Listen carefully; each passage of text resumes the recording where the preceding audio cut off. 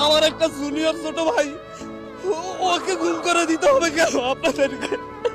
এই দেশের সংবিধানকে আমরা মাথায় রেখে আমরা প্রশ্ন করতে চাচ্ছি, একটা যৌক্তিক দাবি আদায়ে কেন 200 প্রাণ দেওয়ার পরে কেন সরকারের পক্ষ থেকে সংলাপের আহ্বান করা হবে? তার আগে কেন আহ্বান করা হয় নাই? কেন ছাত্রদের সাথে বসে এটা নিয়ে সমাধান করা হয় নাই? প্রত্যেকটা ক্ষেত্রে দমনের সিদ্ধান্ত কেন নিতে হবে একটি রাষ্ট্রকে?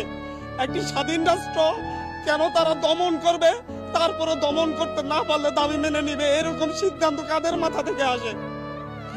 আজকে যে স্বরাষ্ট্রমন্ত্রীর আন্ডারের পুলিশ বাহিনী, যে স্বরাষ্ট্রমন্ত্রীর আন্ডারের র্যাব বাহিনী, যে স্বরাষ্ট্রমন্ত্রীর আন্ডারের বিজিবি বাহিনী, যাদের মাধ্যমে আমার ভাইয়েরা খুন হয়েছে, সেই স্বরাষ্ট্রমন্ত্রীর সাথে আমাদেরকে বসার জন্য আহ্বান জানানো হচ্ছে।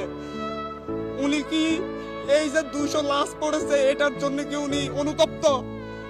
এটার জন্য কি উনি দায় স্বীকার করেছেন? উনি কি ক্ষমা